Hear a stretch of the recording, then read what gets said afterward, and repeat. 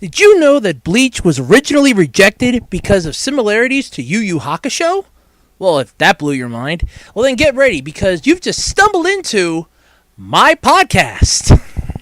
Podcast! Oh yeah! Because today I'm talking about Dragon Ball Xenoverse 2.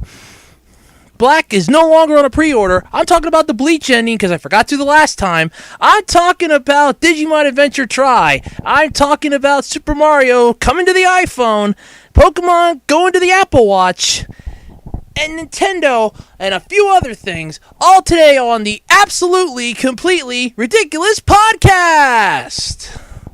Oh yeah. And in case anyone was thinking about it, the opening was sort of tribute to Beakman's World. I was watching some old episodes on YouTube this week.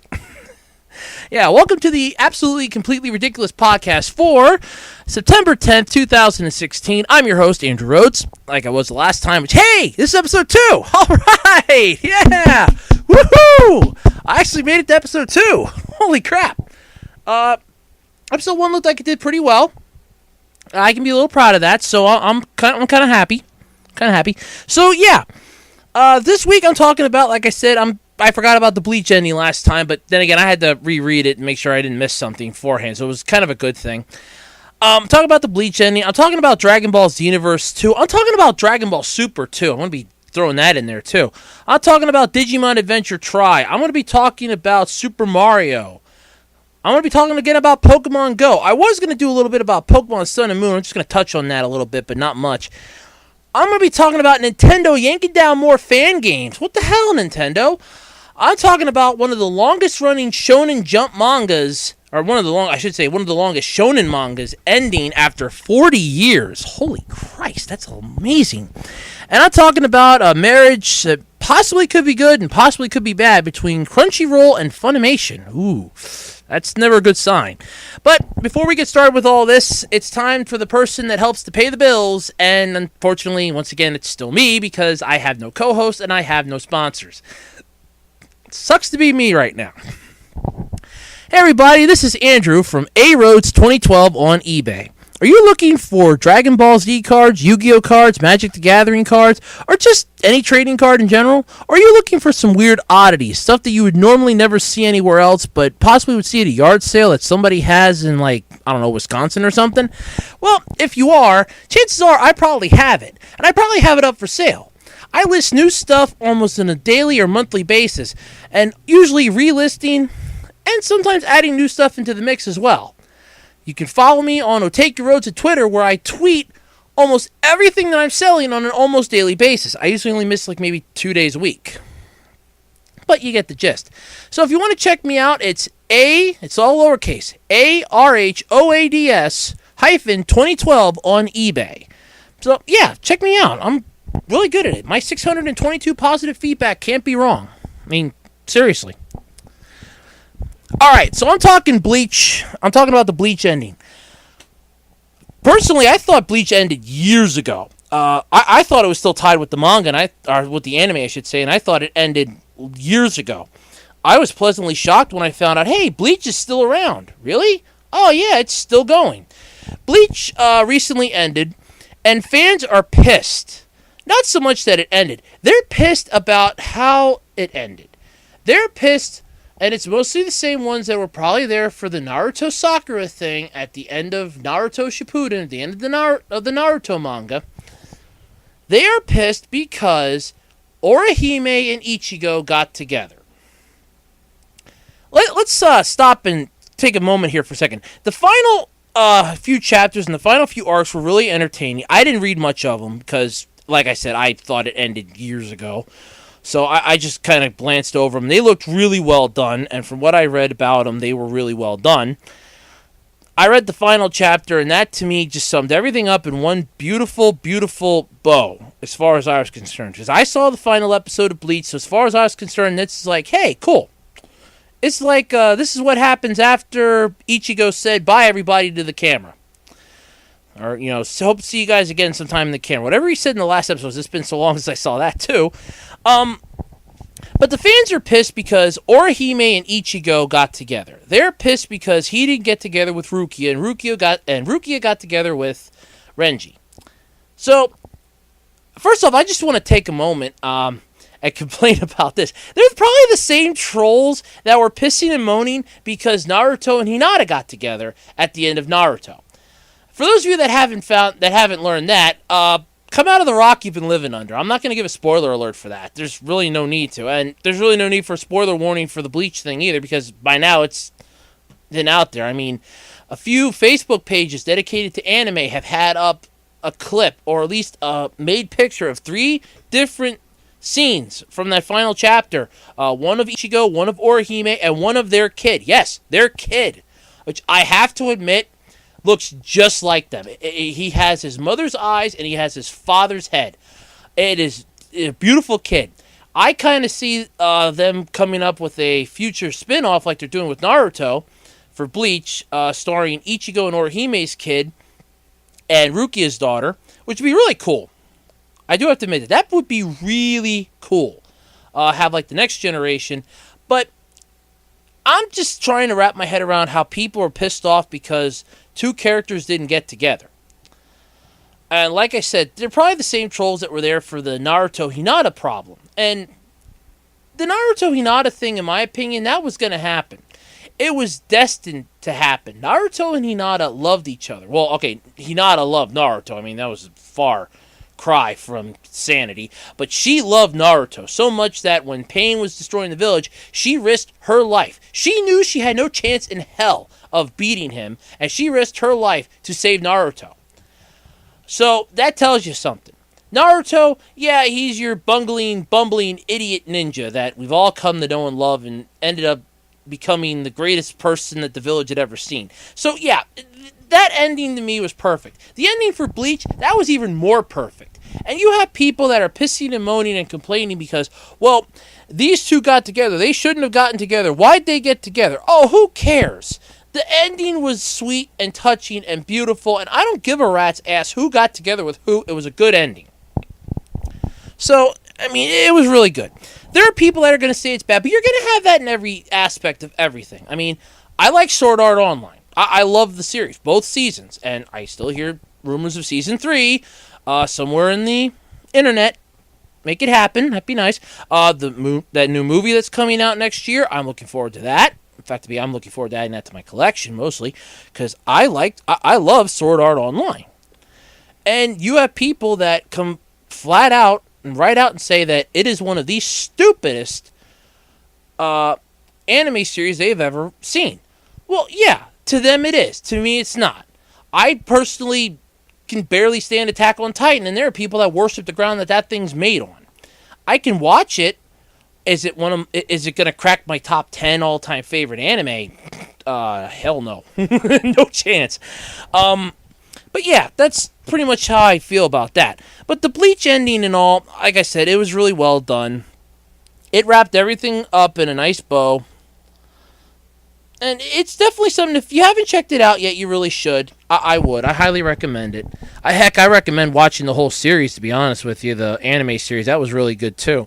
So, yeah, if you get a chance, check it out. Otherwise, just let it the hell go. Seriously, just let it go. All right, moving on. Next subject, next topic. I know that one was a little short, but I really didn't have much to talk about with it. This one, however, I do. Dragon Ball Xenoverse 2 is coming out. We're talking less than a month here. So I actually have notes. You can hear that. That's me holding some paper here, so I don't forget this time. I don't forget anything this time. I forgot some stuff last time. Yeah, so Dragon Ball Xenoverse 2 is coming out soon. We all know that. Let me pull up here on my little cheat sheet and tell me when. Here we go. October 25th, it's scheduled to hit store shelves. So, October 25th. So, we're a little over a month away. And Bandai made a huge revelation this week by coming right out and saying, yep, Goku Black is no longer on the pre-order. Now, just take a moment, pick your jaws up off the floor, and, relax. It's not the end of the world. They're not getting rid of the character. Far from it. They're including it as a possible... it's going to end up being a DLC at this point. But it's not going to be a pre-order bonus. So you're not going to be able to get it day one when you buy the games. It's going to be a DLC somewhere down the road. However, there is no Super Saiyan Rose. So you're not going to get the Super Saiyan Rose version that just recently debuted in Dragon Ball Super, which, by the way, is really going good. And I'm going to be talking about that next after this. But holy crap. But yeah, you're not going to be getting Super Saiyan Rose, but you will be getting Goku Black. It's just going to be the base form, which is basically the one that took on Goku the first time when he came back to the past. So that's really good. But yeah. But on top of that, Goku... sorry, on top of that, Bandai also announced that they are adding Super Saiyan 4 Vegeta to the game disc when you purchase it. At least that's what I took about it. This all came out... let's see here, I have it written down. I have the note here. During the so-called PAX West event, which took place last weekend, Bandai Namco released the new Dragon Ball Z Universe 2 video, and it was reported online by Attack of the Fanboy. It's basically a demo fight. That's all it was. It was between base form Goku and Vegeta, sporting his Super Saiyan 4 evolution. Now, for those of you unfamiliar with Super Saiyan 4, that's from the god-awful Dragon Ball GT. Of course, if you like it, that's your prerogative. I personally hated it. There were 2 good fights in that entire thing, and neither one of them were worth getting the entire series for, because you can just pull the clips up on YouTube and just call it a day.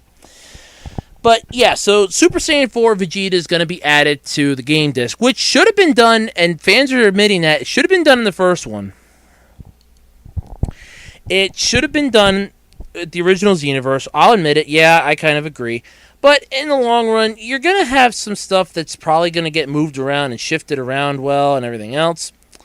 So, yeah, you're going to have that. But, yeah, there's really not much you can do about it. Now, like I said, it's slated to hit the store shelves come October 25th, so I'm looking forward to it. I don't have a system to play it, but I'm looking forward to watching my favorite Let's Player, Pungence. You can check out his YouTube channel. There's some free publicity for you there, by the way, Pungence. You can check out his channel. He usually does Marvel Contest of Champions, which I think is really cool. I did play that for a day. I had a tablet that was given to me, told I could do with whatever I want, and I couldn't get past something that it was doing screwy, so that was that. But he usually does some of those. He does Dragon Ball Z Dokkan Battle, which I guess that's pretty cool. I don't know. He mostly just does crystal openings for it and summons and that stuff. That's about it. But yeah, so I'm looking forward to Xenoverse 2 coming out. I'm looking forward to this. At least he's going to be part of the game. At least Super Saiyan 4 Vegeta is going to be part of the title's in-game disc roster. That's what you need. Because now you can just go to town on these guys as Super Saiyan 4 Vegeta. And remember, he wasn't that strong to begin with. Super Saiyan 4 Vegeta was still weaker than Goku. And again, Vegeta's always weaker than Goku. No matter what, Vegeta is weaker than Goku. If you ever had to have a strength battle, Vegeta is always going to be beaten by Goku somehow, some way. It's just that simple. But, yeah, so there's a lot to look forward to with Dragon Ball Xenoverse 2. I know that there was a thing out about Majin Vegeta being added to the playable character, so that's really cool. So many sacrifices, so little time, I think was the article that I'd read. So that's really cool. So yeah, Xenoverse 2 looks like it's going to be a really amazing game. I'm looking forward to it coming out. I'm looking forward to seeing it. I'm looking forward to it hitting store shelves. I'm looking forward to just seeing it because, like I said, I don't have a system that can play it. So that's really cool. But either way, I'm looking forward to it. But speaking of Dragon Ball Z and Dragon Ball in general, let's talk about Dragon Ball Super. Now, I remember last week, and believe it or not, it was a week ago, actually, that I made this comment. I said that the Future Trunks arc looked like it was coming to an end. I was really hoping I was going to be wrong, and boy, am I glad I was. I mean, secretly, I was hoping I was going to be wrong. I didn't just come right out and say, yeah, I'm hoping I'm wrong. At least I don't think I did. I don't remember. But, yeah, I was wrong. It got kicked up a notch this week, this past week. Goku and Trunks were taking on not only Zamasu, and I know I'm pronouncing that wrong, but, please forgive me, and Goku Black, who's now Super Saiyan Rose form, and they were getting schooled. And I mean schooled. Happily, we find out that Mai's still alive. She sacrifices herself yet again by staying in this dystopian future and sending Goku, Trunks, and Vegeta back to the past again. I should say future Trunks, because there's a Trunks in the past too. But she sends them back to the past. They just got their asses kicked. Vegeta got stabbed through by Black's beam sword technique, and Zamasu schooled Trunks. And on top of that, he's apparently immortal, because Trunks impaled him with his sword, and nothing. I mean, that would have ended any opponent, minus Cell, or the androids, or Majin Buu, if he would have actually fought Majin Buu. I still don't buy that, though, by the way, that Trunks beat Deborah and Babidi. I don't buy that. Because if memory serves, the Supreme Kai had no idea about Saiyans, had no idea about the Super Saiyans, had no idea about the power they could possess. And I'm supposed to believe that Trunks defeated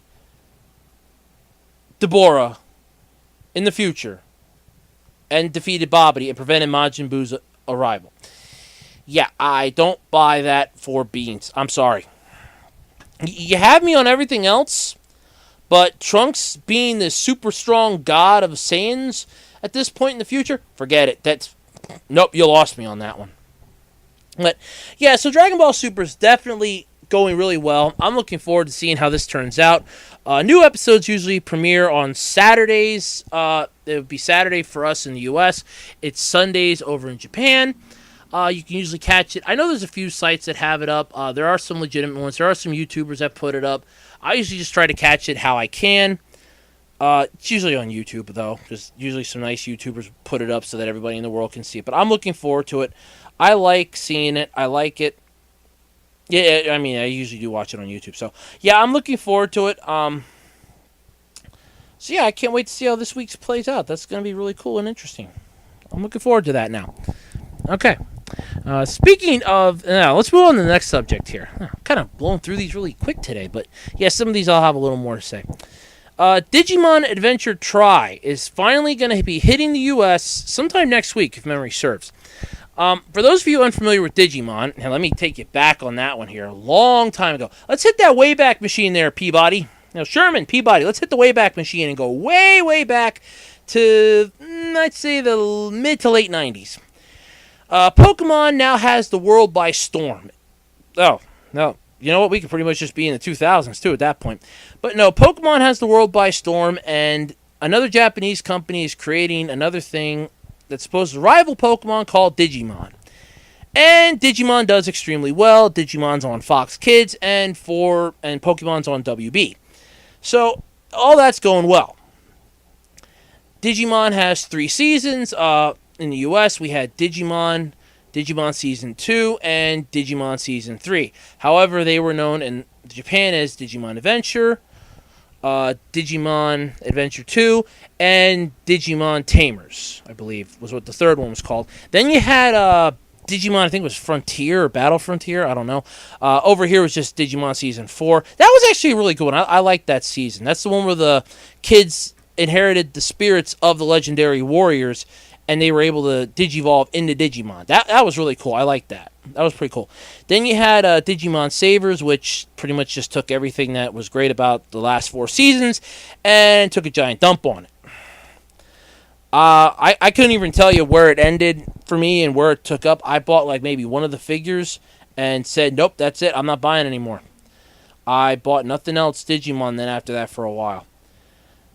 Then that one died off. Then we got Digimon Fusion. Now, I want to talk for a moment about that before I get back to Tri, because I know I'm getting a little off here. But I want to talk about Digimon Fusion. That was a really great series. And I personally think it would have stayed on Nickelodeon. I know it moved on, I think it was like Nicktoons, if memory serves. I'm not sure. That one, I'd have to double check. But I know it moved on to something else after it was done with Nickelodeon. And the reason why it had to move off of Nickelodeon was because Nickelodeon, when it came out, it was competing right next to Power Rangers Megaforce at the time, which, okay, I'll admit, I hated. I hated Power Rangers Megaforce. I'm sorry, I did. I hated Megaforce. I hated Super Megaforce. I hated it for my own reasons. It wasn't because of anything in particular. It was just because, and I'll explain that later today. I'll explain that a little later on. But I hated it for my own reasons. Okay, here we go. I pulled it up here quick. Okay, where's the U.S. release? Okay, where's the U.S. release? I guess it would probably just help if I just look at the seasons and go from there. Okay, here we go. Very first episode premiered September 7th, 2013, and I remember that was on Nickelodeon. Then it went to September 14th was the second episode. Then before we even got episode 3. Episode 3 premiered on October 5th, 2013. September 14th to October 5th. That is a good amount of distance between between episodes. And you had that problem. Then it was like 8 days, then it changed it to a Sunday. And then it was like on Sundays, and that was pretty much how it ended, because then I remember it moved to Nicktoons shortly after. I don't even remember where exactly it stopped on Nickelodeon, so I don't really remember 100%. But I remember it was like after episode 3. Oh, yeah, wait, never mind. I do remember now, because I ended up watching these online. It was pretty much after episode 3, because episode 4 was the one I was waiting for, and it never came up, but I had to watch that on YouTube because it was never up, because it just got taken off. And the problem with that was because they competed it against one show for starters. That wasn't the main problem they had. When this show premiered, they did their stupid worldwide day of play a couple weeks later. Now, for those of you unfamiliar with what Nickelodeon's worldwide day of play is, that's that day where they shut off the Nickelodeon channel and kids are forced to go outside. So that, in my opinion, was kind of what the drawback was for that. But like I said, I'm getting off topic. I'm way off. So let me pull the train and the rails back on here. I was talking about Digimon Adventure Try. I liked it. Now, I saw clips of it online from the Japanese release. I thought it was really well done. I think Ty and Matt became more jerky-like, though. But maybe that was just the Japanese counterparts. Maybe the English ones won't be too bad. I don't know. Let me get a sip of tea here quick. I forgot about humidity and everything. But yeah, I kind of thought it was pretty well done. Like I said, though, minus the Matt and Ty acting like jerks. I thought that part was kind of stupid and piss poor and, in bad taste. But they might have had their reasons for it. They might have had, oh yeah, well, this is why we're doing it. Because it's supposed to take place after the second season. So this is basically, I'm guessing, bridging the gap between the second season, I think they were saying, like after the second season ended, is when this is supposed to take place. So all in all, it's just one of those that it looks great. I like it. I highly recommend it. I saw bits and pieces for the second episode, Digimon Try 2. Yeah, episode 2. I watched that. That was really cool. What annoys me, though, about this is that it's coming out in Japan in parts. It's only like maybe, if you think about it, only like maybe an hour long each, I think, if I figured it right. And it's being released like 5 months apart. So I would have just put the whole thing together, edited out some of the stuff, and just made it into a full 2 hour, 2.5 hour movie and been done with it. But I could see Japan's point, I guess, got to make some money off of this. It's been a while since Digimon was popular. So, yeah, well, I don't really think it lost popularity over there. I mean, it did over here, but not over there. I don't know. But, yeah, all in all, not that bad. I'm looking forward to it. I liked it. So, yeah, okay, cool. This portion of the Absolutely Completely Random podcast is brought to you once again by A-Roads 2012 on eBay. For all your trading card or oddity needs, check out A-Roads 2012 on eBay. Alright, so let's talk about Super Mario. And I've been practicing this all week, so please bear with me on this one, because I was practicing this all week. Hey, it's me, Mario. I'm coming into the iPhone. Yeah, how's that for impressive? So, Nintendo is bringing Super Mario to the iPhone. So that's really impressive, for starters. Mario's coming to the iPhone sometime, I think, hold on, let me check my notes here. Here we go. Super Mario Run will be available by the holiday season of this year, but no date or specific pricing has been made available. It's, from what I've read, it's going to be an app. It's sort of like a Temple Run, but 2D and not 3D. So, first off, it's going to hold to the classic Mario, which I really like. Did I ever play any classic Mario games? No. I can safely say that, no. I've watched people play them. I have not played them. I would probably have gone insane trying to figure out all the secret little portals and trying to figure out how far I had to jump to beat the Koopas and the Goombas, and nah, I'm out. Forget that crap. But no, it's still really cool.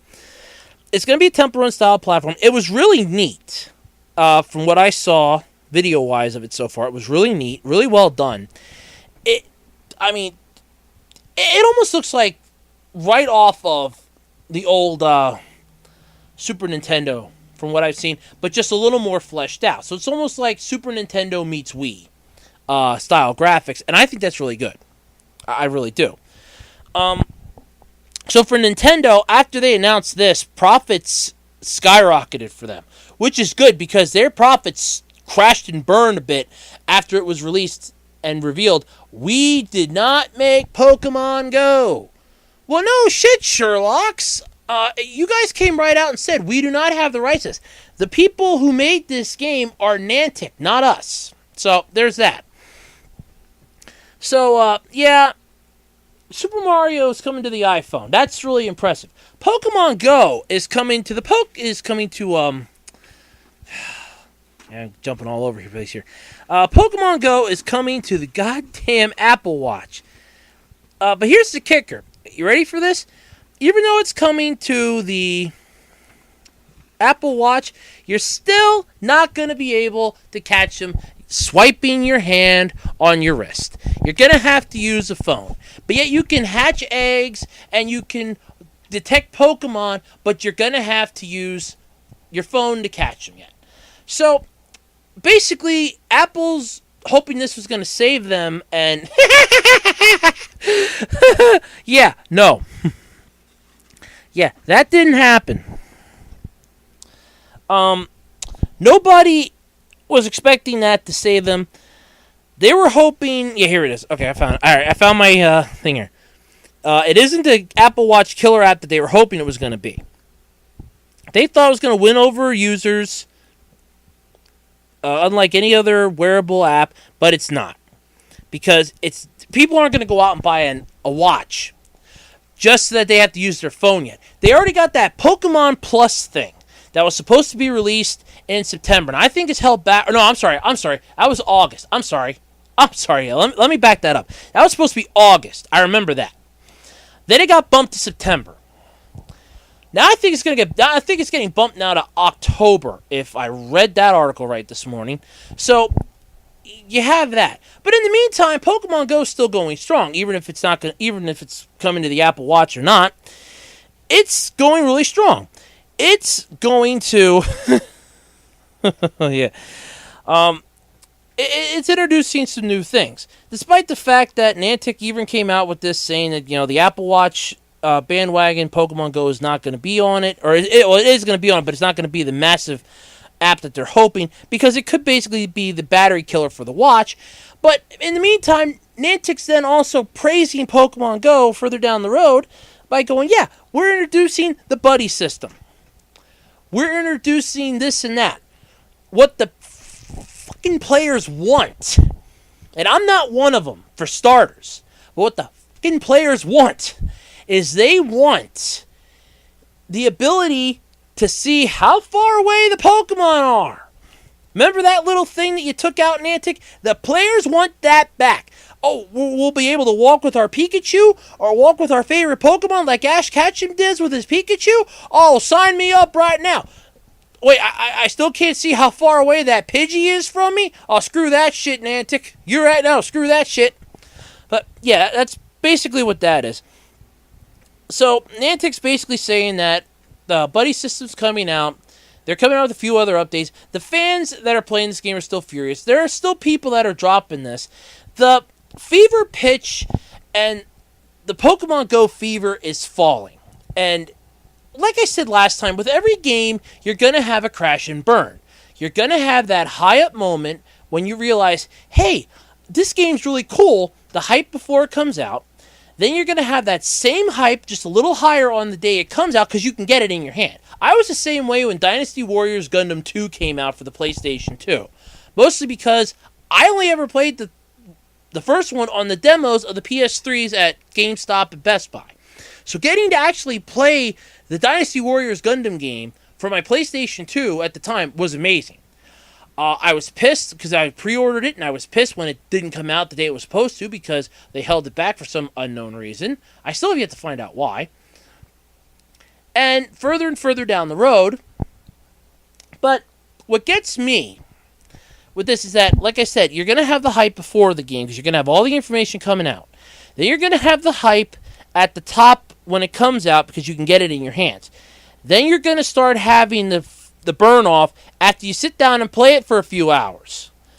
I mean, there's a reason why there's a clock timer in a lot of games. It tells you how many hours you've been playing. Because then you look at that and go, I must really think this is fun somehow because I've been playing this for almost 100 hours. Yeah, I gotta be having some fun here with this. This is really good. But then you're going to be finding one that you beat in like less than 2 hours. You're going to go, that timer, I think I'm going to get rid of this one. I can put this with something else. And that's what's happening now. The app's taking up a lot of room. At least one person said, and I quote in an article, the app's taking up a tremendous amount of space on my phone, and for other stuff that I need to get, that I actually need to use for work and other related stuff that isn't Pokemon Go related, it's going to come down to the choice of, do I want to get rid of the app, or do I want to just get rid of some other stuff that I don't need, but think I might need? I'd get rid of the app. That's just me. I mean, if you're working and it's like, I want to keep playing this, but I don't know. Like I said, though, last time, don't get me wrong, I appreciate the game. I like it. It gives you a chance to be a Pokemon trainer. And this is something that I was looking forward to this entire week before I got here. It's a new segment I like to call What a Pokemon Game Needs. That's right. It's a nice little segment. I'm going to start it right now. So, Pokemon Sun and Moon are coming out, and we have Pokemon Go out, and we have all the other Pokemon games that have come out. So let's piece together things from all those games together that the next generation of games should get.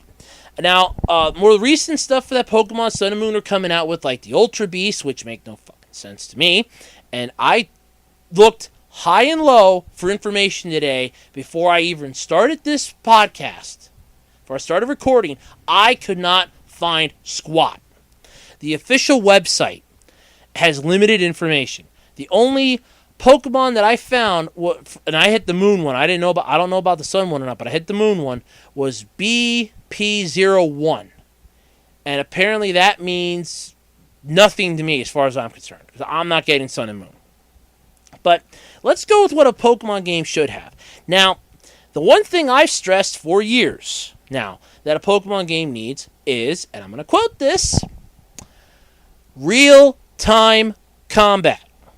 There are only a few games in the world anymore where you can get away with turn-based combat. Yu-Gi-Oh! Is one of them. Golden Sun is another one, and I love Golden Sun. So if anybody out there knows anything about Golden Sun 4 coming out, I'd be interested to know. If not, I'd still be interested to know. But, yeah, real-time combat would be nice. You can use the A, B, X, Y buttons to control the attacks. The R button could be defend. The left trigger or the L button could be the jump. And then you can just move around with the regular D-pad or the little joystick on the 3DS. So you have all that. And I know there's a technical term for that, but I don't have a 3DS, so I don't know it. So you have that. Time Machine. Now, anybody that played Generation 2 knows what I'm talking about, but let me give you a little rundown.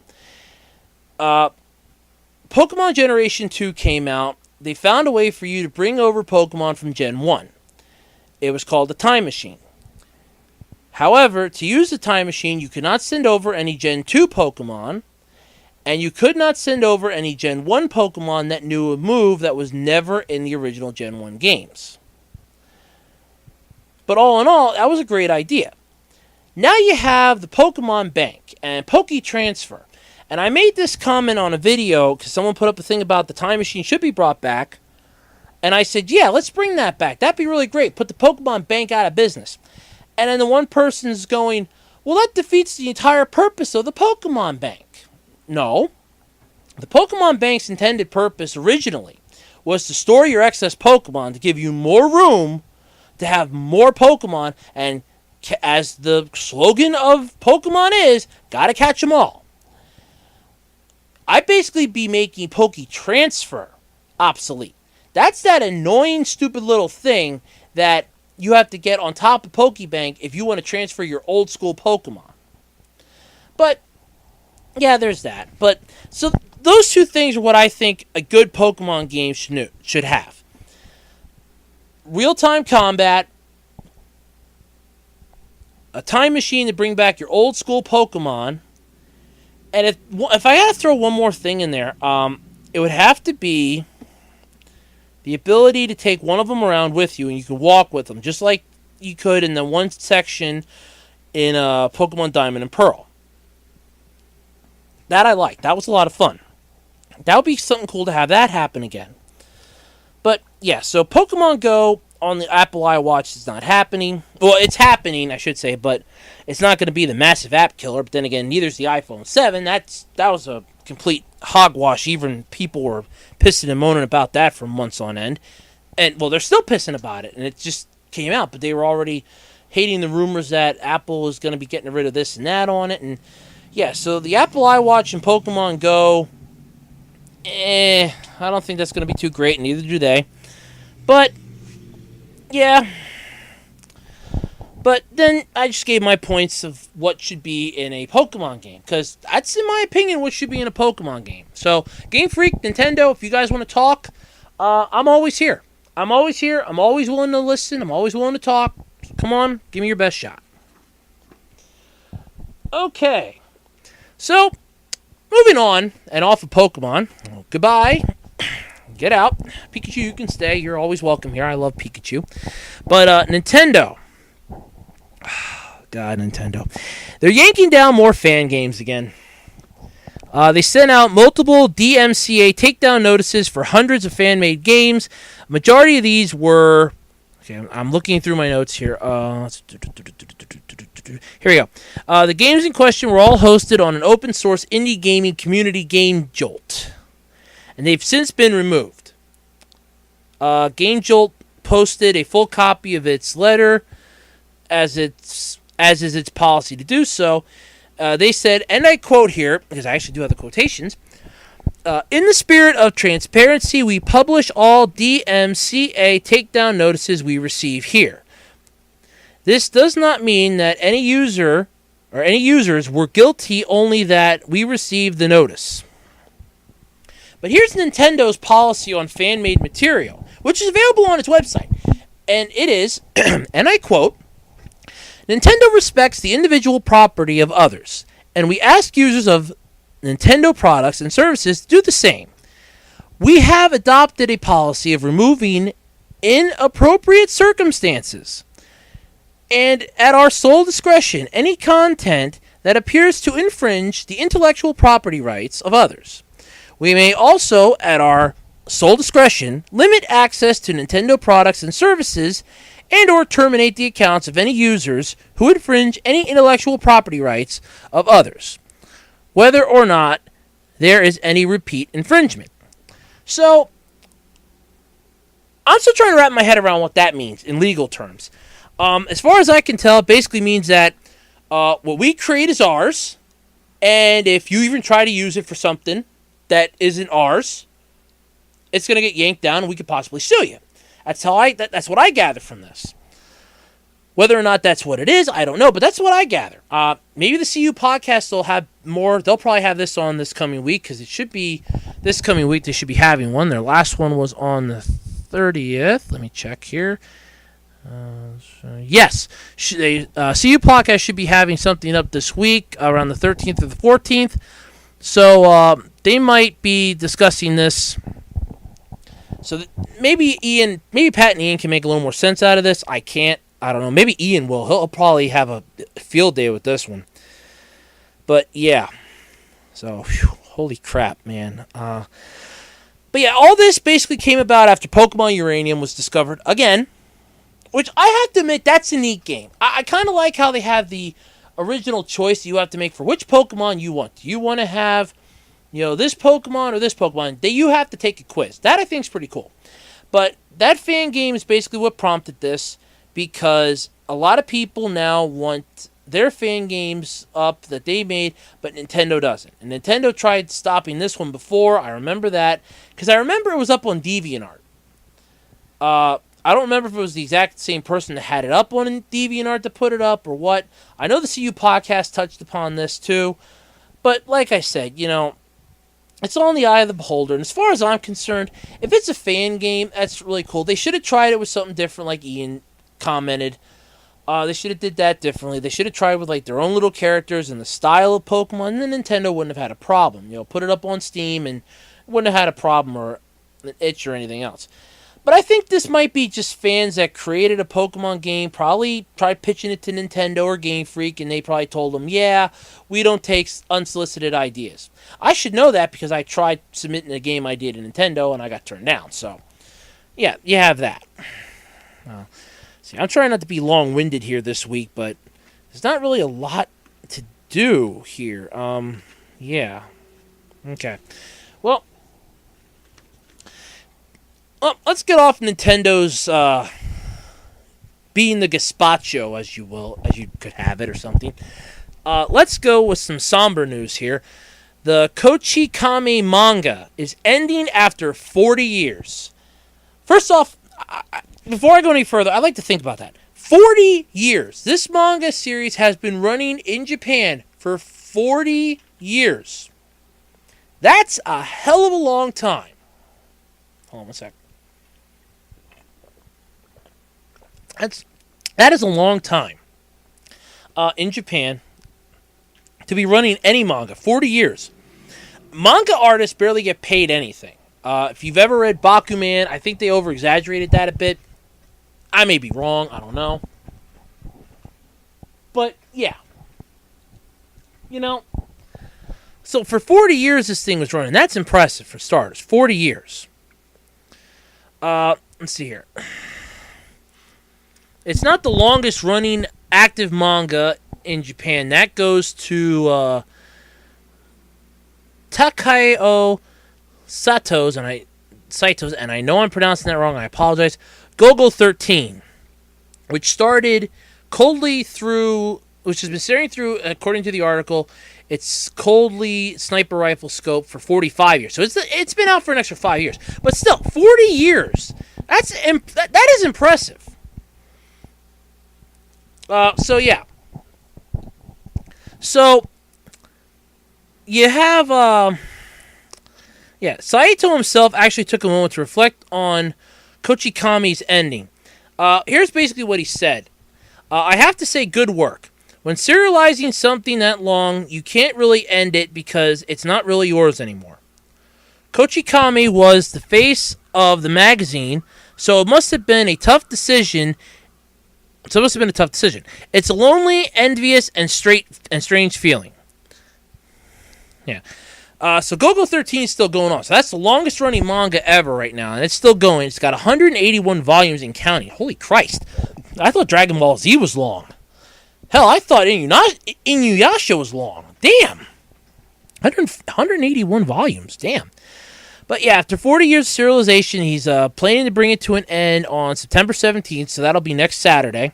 It's coming to an end next Saturday. It'll be the 200th and final volume of the series, and it will hit the shelves in Japan on that same day. So that's still pretty cool. It's still pretty cool. I like it. I didn't read any of it.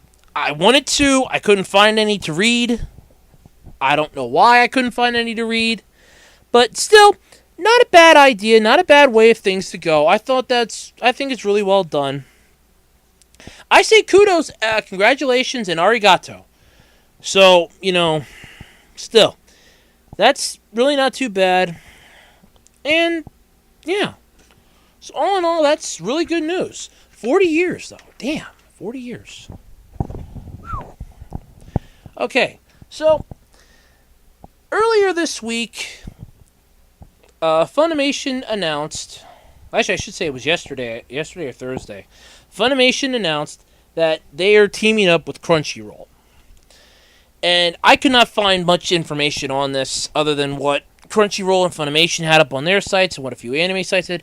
But lo and behold, thank you to the people out online. I apologize for that. I live near a fire company and they're going out somewhere if you heard sirens. If not, if you did, you probably did. I wouldn't doubt it. I don't know. Maybe I drowned them out.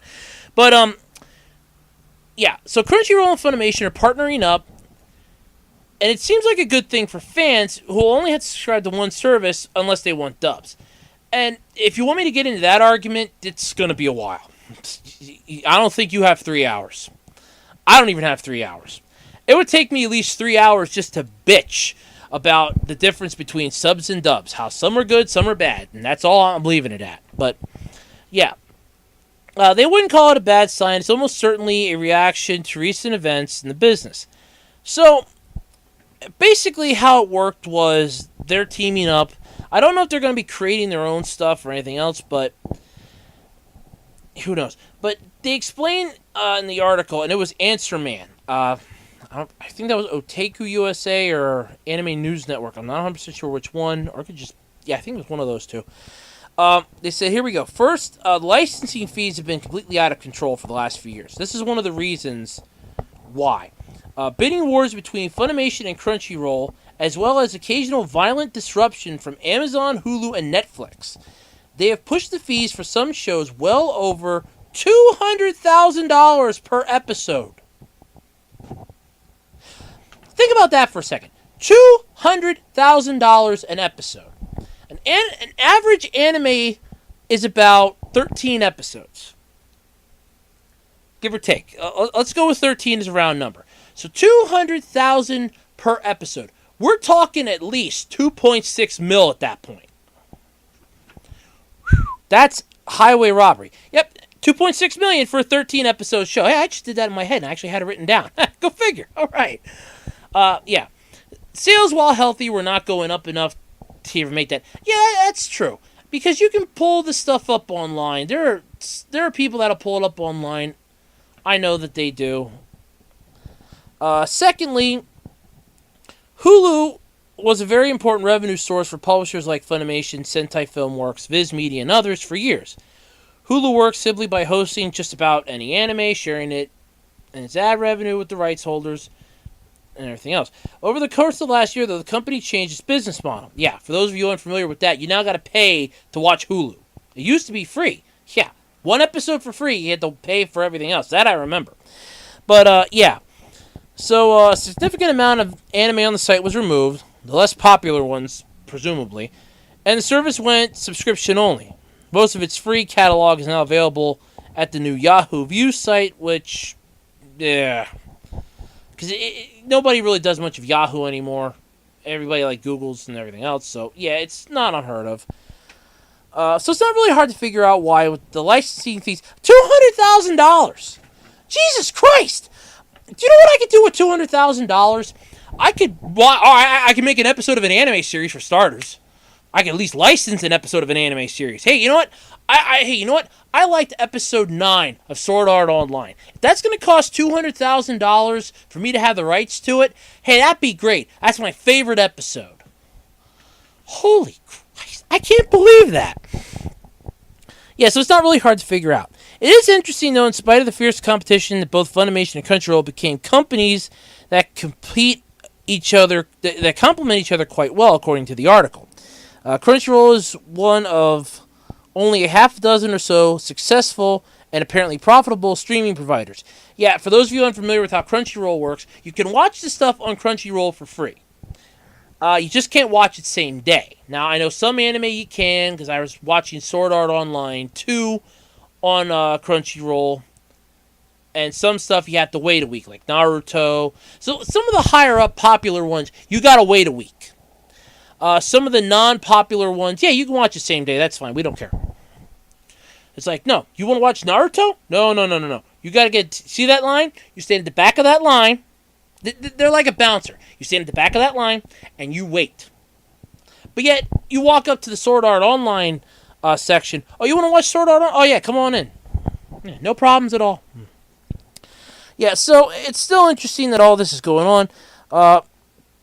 Funimation relaunched their streaming service in January. Yeah, I don't really know much about that. I didn't really deal much with that. So, but yeah. So in the short term, the Japanese licensors, they're going to be pissed about this for starters. So I doubt highly you're going to be seeing Dragon Ball Z, Dragon Ball Super on this if they ever get around to the English dub.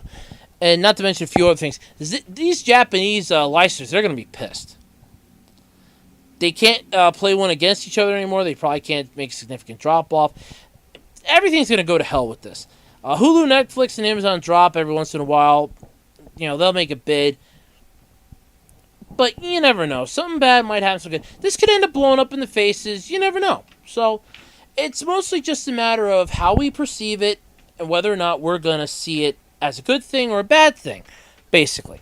What do I think about it? Personally, I think it's kind of cool. I think it's interesting. I think it's good. Funimation, though, I've had my ups and downs with Funimation. I was a little pissed when they canceled Case Closed. You ended it in the middle of Season 5, for starters. Then you pump out a couple more movies in English, and I never hear anything else again. If I want to finish watching it, I gotta watch it in Japanese, and they're so far ahead in the Japanese on it, I don't even know where to start. Because if you want me to start where I ended, the last episode of Season 5 was the case of the disappearing weather girl. So I'd have to go all the way back there. They're like in Season 20 or 22 right now, I think. So they're way ahead. And I'd have to go all the way back to then just to flat out watch Case Closed episodes. Wow. Yeah, so that's kind of my downside with Funimation. Yeah, that's about where I hate Funimation at. Yeah, what have you. Alright, so let's move on to one last topic. It was one that I was hoping I wasn't going to talk about, but I'm running a little short on time. Or I'm running a little long on time, I should say. Pokemon Go this week announced Ultra Beast. Now, I know I touched on this a little earlier, and like I said, I didn't really find much information on it. But on top of that, they also announced a few other things. One of which worries me. A new type of Pokemon was announced, I think it was like early this week or late last week, called Type Null. Null. I don't even know where to begin with that. To be honest with you, I really don't know where to begin with that. Pokemon Sun and Moon's coming out in November. I'm not looking forward to it. I'm not. I'm really not. This is one game that I kind of wish would have just went the way of the dodo bird, and been done. So, yeah. But new types are coming out, so that's something interesting to look forward to. New Pokemon are coming out. Like I said, the Ultra Beasts. I don't know. I don't even think Game Freak knows what they're doing anymore, to be honest with you. They have a Pokemon that is weird. They have a new mode for battling. New forms, which, okay, I'll admit, the new forms I can get into the new forms. I can get into some of the newer battle specs to a point. When you start adding new types in, like, the fairy type was popular with X and Y. You know what we're going to do? We're going to add a new type in with Sun and Moon. What are we going to call it? Just call it Type Null for now until we figure out a better name. I just can't wrap my head around Pokemon that much anymore. It was such a great series on TV. It was such a great game, and I don't know where it skewed the line somewhere. But yeah, you never know. Well, looks like I'm still going to be a little short on time, but I don't really have anything else to really talk about. So yeah, I guess I'm going to have to wrap it up this week for the Absolutely Completely Ridiculous podcast. If you haven't already, check out some of the people that I mentioned and gave free publicity to during the episode, like Pungence on YouTube, which is really cool. You can follow him on Twitter too, by the way. Pat and Ian, of course, for the CU podcast. They're the ones that inspired this. If it wasn't for them, I wouldn't be doing this. And you can check out some of the other stuff too. Check out Otaku USA. They're really great. Anime News Network. They're extremely relevant with news. And if you want to find any of your favorite titles, check out Robert's Anime Corner Store. I like their Facebook page. The newsletter they put out each week is really entertaining. Now with a little comic strip, too. They started doing that, not this week, but last week. I thought that was really cool. I like that one a lot. So, yep. So, for the Absolutely Completely Random podcast, I am Andrew Rhodes. Don't forget to check out my eBay page, ARhodes2012. That's lowercase ARHOADS hyphen 2012 on eBay. You can also follow me on Twitter at OtakuRhodes. And until next time, possibly next week, I don't know, maybe I'll skip a week. Who knows? See what the CU podcast does. Maybe they'll talk about me. I don't know. But until next time, I am Andrew Rhodes, your lovely host, signing off and saying goodbye, farewell, and catch you next time.